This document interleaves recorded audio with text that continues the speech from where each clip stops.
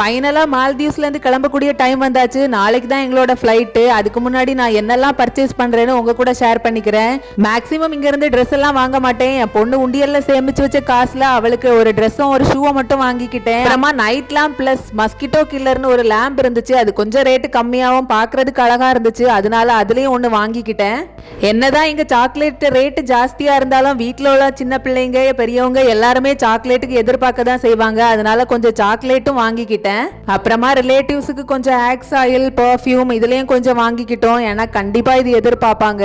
இனி ஊருக்கு போயிட்டு மால்தீவ்ஸுக்கு திரும்பி வர்றதுக்கு கொஞ்சம் லேட் ஆயிரும். அதனால மால்தீவ்ஸோட ஞாபகார்த்தமா ஒரு சின்ன ஒரு கிஃப்ட் மாதிரி பட்டது வாங்கிக்கிட்டேன். அதில் மால்தீவ்ஸ்னு போட்டு ரொம்ப கியூட்டாவே இருந்துச்சு.